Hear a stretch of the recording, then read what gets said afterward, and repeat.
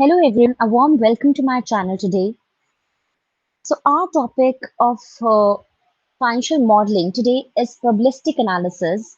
Now this topic is very unique to discuss with you all, as in this we talk about certain things like risk, return, different models to identify your risk opportunities in the future. So if I talk about risk, so risk is just the variation in the return. And of course, if you're expecting a high return, then what you are thinking that the risk would also be high in this case? Yes. If you're expecting high return, so you're also assuming a higher risk in a particular event to occur. So this will basically makes use of available information to determine how specified events may occur, and you will also see the magnitude of their consequences कि आपके positive effect होगा कि negative effect होगा. So normally जब हम risk की बात करते हैं, so first we define this risk as negative events. Like अगर आपने कोई investment की हुई है and if you're running a venture, so you are losing money, you are not making enough profits. Then a natural calamity is there, the storm, which is creating large insurance claims. So this process of risk analysis, apart from these negative events, this can also contain your potential positive outcomes which are still uncovered. So by taking out these possible outcomes for a particular situation, this risk analysis basically include the pros and cons, and can also uncover the new opportunities in the business. Now, if I talk about this risk analysis, this can be performed in two ways, quantitatively and qualitatively. Okay, so if I talk about the qualitative risk analysis, इसमें आप क्या करते हो? इसमें आप खुद ही अपनी situation को assess कर रहे हो by making an assumption. आपकी खुद की gut feeling है. Like if I talk about the equity mutual fund and the debt mutual fund, so of course you will see कि आपको कौन सा दोनों में से बेटर लग रहा है, कौन सा ज्यादा रिस्की है, तो ये आप अपने आप assumption create कर रहे हो. Suppose by investing in equity mutual fund, you are saying that it will give a good return, but apart from a good return, there is a risk because there's a lock-in period of 1 to 3 years. You cannot withdraw your money. But apart from this, there is a debt mutual fund where you can also earn a good return and where you also have the benefit of withdrawing money whenever you want, even if you're running losses. So on the other hand, there is a quantitative risk analysis जो आप क्या करते हो, risk को numeric values assign कर रहे हो. तो आप अगर देखते हो कि कंपनी की एनुअल रिपोर्ट्स हैं, वहां से कुछ सेकेंडरी डेटा को आप क्या कर रहे हो, इनकॉर्पोरेट कर रहे हो अपनी स्टडी में, या फिर आपने क्या किया हुआ है, एक क्वेश्चनर खुद बनाया है, या आपने इंटरव्यू लिया किसी मैनेजर का जो इन्वेस्टमेंट कंपनीज में वर्क कर रहे हैं, और वहां से आपने रिस्पॉन्सेस कलेक्ट करके क्वांटिफाई किया data. Like for example, if you can ask in your questionnaire that how many of you like to invest in mutual fund, or how many of you like to invest in private equity, okay, directly in stock markets. So of course their responses will help you in getting your quantitative risk analysis data. So the first method of this risk analysis, deterministic risk analysis, where there are three cases usually being discussed. The first case is best case, second is worst case, and the third is most likely. जो quantitative risk analysis पे ज्यादा focus है हमारा, जिसमें आप क्या use करते हो, सिंगल पॉइंट एस्टिमेट्स, जो डिटर्मिनिस्टिक है नेचर में. आप क्या करते हो, डिफरेंट सिनेरियोज क्रिएट कर रहे हो, डिस्क्रीट सिनेरियोज. तो नॉर्मली अगर आप देखोगे डिटर्मिनिस्टिक रिस्क एनालिसिस में बेटा, डिस्क्रीट सिनेरियोज का मतलब क्या है, जैसे आपको मैंने सिनेरियो मैनेजर में कराया था, where you create different scenarios and where you are basically examining which of the outcome or which of the scenario is the best in presenting the outcome. आपका आउटपुट एक्चुअली में कहाँ reach करेगा. So if I talk about a financial model, वहां पर analyst examine three outcomes कर रहे हैं, worst case and most likely case. So discrete scenarios का मतलब क्या है कि आप discrete distribution follow कर रहे हो इसके अंदर. Discrete distribution means where your counting is finite. If I say 1 2 3, ठीक है, so यहाँ पर आउटकम्स को आप क्या कर सकते हो, they are countable, they are finite, that is why we are using a discrete distribution here. Okay, then we talking about the first case scenario here. So worst case scenario में आपने क्या example है कि आपकी cost जो है वो highest possible value पे, मतलब ज्यादा कॉस्ट इनकर कर रहे हो, और सेल्स रेवेन्यू आप कम प्रोजेक्ट कर रहे हो.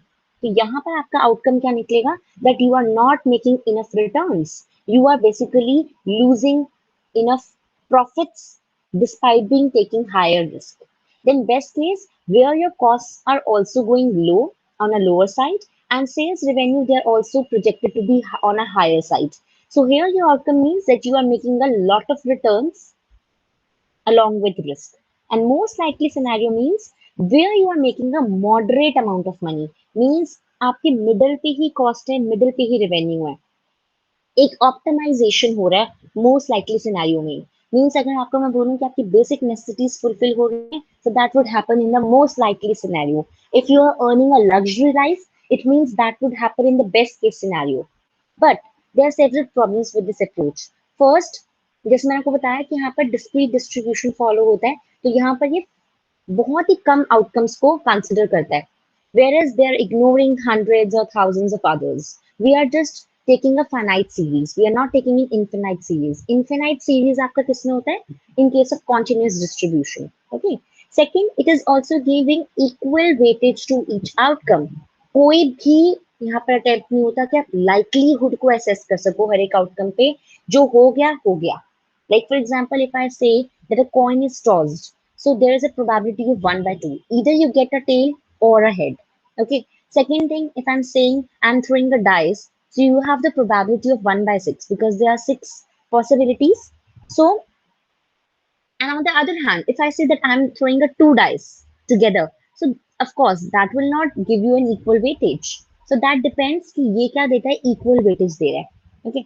Then interdependence between inputs, impact of different inputs relative to the outcome, and other nuances are ignored. यहाँ पर आपका मॉडल ना बहुत ज्यादा ओवर सिंप्लीफाई हो रहा है, जिससे उसकी एक्यूरेसी क्या हो रही है, रिड्यूस।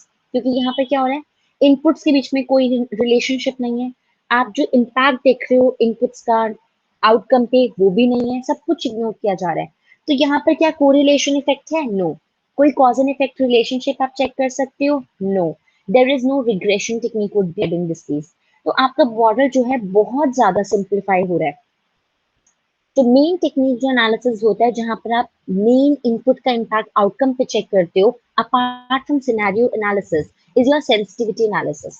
तो यहाँ पर आपके सेंसिटिविटी एनालिसिस पे कोई फोकस नहीं है। They are just focusing on simplifying the model so as to basically taking into account only discrete outcomes. तो इसके ड्रॉबैक्स को लेते हुए भी कुछ ऑर्गेनाइजेशंस, कुछ क्या बहुत सारी ऑर्गेनाइजेशंस ऑपरेट करती हैं।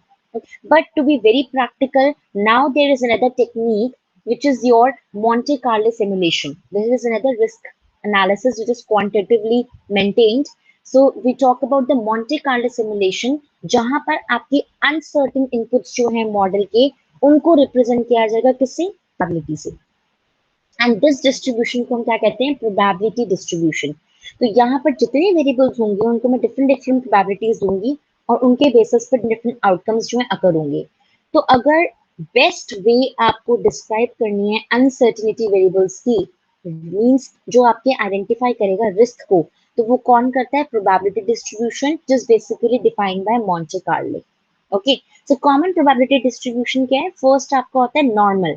If I talk about the bell curve, bell curve में क्या होता है? When there the data is normally distributed, तो वहां पर जो आपकी वेरिएशन हो रही है, जो आपकी वैल्यू है, वहां पर आपकी वेरिएशन कहाँ पर रिवॉल्व होती है? Around mean. सारी वैल्यूज जो है मीन के आसपास होती हैं। Means your data is symmetric. तो ये कहाँ पर फ्रूटफुल वो माना जाता है? जहां पर आपको नेचुरल फिनोमेना को एक्सप्लेन करना है। लाइक अगर पीपल की हाइट देखनी है, this is normal. Then inflation rates, of course, this is normal. You cannot control this. Energy prices, your petrol prices. So, of course, this is defined by a normal curve. Then, if I talk about the log normal, here we are not taking into account the data which is normally distributed. यहाँ पर जो आपकी values होंगी वो positively skewed हो। Positively skewed का मतलब क्या हुआ है कि आपके symmetry नहीं है। ओके।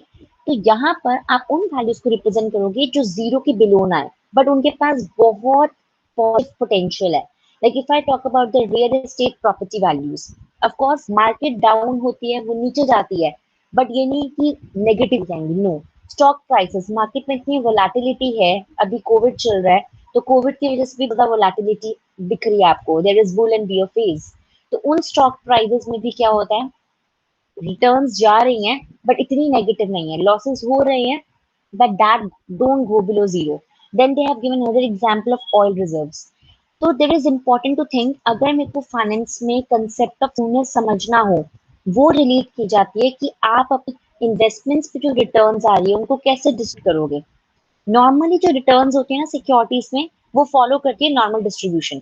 ये थियोरेटिकली आप पढ़ोगे ना, नॉर्मली ये लिखा होगा, but in reality these returns are usually skewed. Positive skewness का मतलब क्या है कि इन्वेस्टर जो है वो फ्रीक्वेंट जो स्मॉल लॉसेस है वो भी एक्सपेक्ट कर सकता है। अगर गेन्स भी हैं तो लॉसेस भी होंगे। तो पॉजिटिव डिस्ट्रीब्यूशन का मतलब क्या है कि जो आपकी इन्वेस्टमेंट रिटर्न्स हैं वो नॉर्मली डिजायरेबल बाय इन्वेस्टर है, since of course there is probability कि आप ह्यूज प्रॉफिट्स गेन भी करोगे जो आपकी लॉसेस को भी कवर कर देगा। तो फॉर एग्जाम्पल इफ आई से, अगर आप देख रहे हो ग्रोथ मेंटेन हो रही है नहीं हो रही, अगर वो ग्रोथ नेगेटिव टर्म्स में है तो उस पर्पस में आप नेगेटिव रिटर्न्स को शो करके आप उसका लॉग ले लेते हैं, ताकि आप ये देखोगे कि पॉजिटिवली स्क्यूड का मतलब क्या है। आई जस्ट टोल्ड यू कि these returns they are desirable by investors because they think that there is some probability to gain the profits and that will also cover your all frequent small losses. Okay, then we come to uniform distribution. Uniform distribution में क्या होता है, all values they have equal chance of occurring। मैं बोलता है ना इसके अंदर discrete series होता है, equal chance of occurring means यहाँ पर आप डिफाइन कर सकते हो maximum and minimum values. Like अगर मुझे देखना है मैन्युफैक्चरिंग कॉस्ट, तो पहले कितनी मैक्सिमम आप असाइन करते हो कि इतनी इनकर होगी, और कितनी आप मिनिमम होते हो। या future sales revenue for a new product, आपने कितना मैक्सिमम लेवल रखा हुआ है, कितना मिनिमम लेवल रखा हुआ है। ठीक है, तो यहाँ पर क्या हो रहा है, equal chance of occurring. Like I have given you example of a coin which is tossed. So either you get a tail or you get a head. Okay. Then we talk about the triangular. Here the analyst will define the minimum, most likely and the maximum values. तो वो values जो most likely होंगे they are most likely to occur, क्योंकि मैंने आपको most likely में क्या बताया था, मोस्ट लाइकली में होता है जो आपको मॉडरेट अमाउंट देता है रिटर्न का, where you are optimising your return as well as risk. तो वेरिएबल्स जो इस डिस्ट्रीब्यूशन को डिफाइन करते हैं, लाइक फॉर एग्जांपल अगर आपको कोई फाइनेंशियल मॉडल तैयार करना है तो आप क्या देख रहे हो, पास्ट सेल्स हिस्ट्री, ओके, कि कैसी रही है आपकी, and that is to be justified per unit of time. Then inventory levels आपको कुछ ना कुछ मेंटेन करना बहुत जरूरी है, क्योंकि अगर फॉर एग्जांपल आपके पास मिनिमम इन्वेंट्री लेवल जो आप मेंटेन करना चाह रहे हैं वही है, तो ऑफ कोर्स उससे क्या होगा, शॉर्टेज होगी, आपकी सेल्स पे इफेक्ट होगा। तो दैट इज वेरी इंपॉर्टेंट, आप क्या आ जाओगे, डेंजर लेवल पर आ जाओगे। ओके, सो यहाँ पर एक ट्राइंगुलर लेवल में करना बहुत जरूरी है। मिनिमम कितना मेंटेन है, मोस्ट लाइकली कि ऐसा हो सकता है, तो आप डेंजर लेवल पे ना हो, और maximum values. Okay, now coming to your PERT। PERT is basically the user defines the minimum, most likely and maximum like values like the triangle distribution। यहाँ पर भी सेम होता है, बट यहाँ पर जो वैल्यूज होंगी वहां पर most likely and extremes they are more likely to occur than triangle. जो आप वैल्यूज ऑफ कोर्स डायग्नोस कर रहे हो, मोस्ट लाइकली कि वो ज्यादा आप कर रहे हो, एक्सपेक्ट कर रहे हो than the regular distribution. Okay, तो एक्सट्रीम्स पे ज्यादा एम्फोसाइज नहीं किया जा रहा। एग्जाम्पल सबसे जरूरी क्या है कि अगर आप फॉर एग्जाम्पल फाइनेंशियल मॉडल करना चाहते हो, उसकी ड्यूरेशन, जो आप टास्क करना चाहते हो उसका ड्यूरेशन पे डिस्क्राइब करना proper. So this is basically explain by PERT distribution.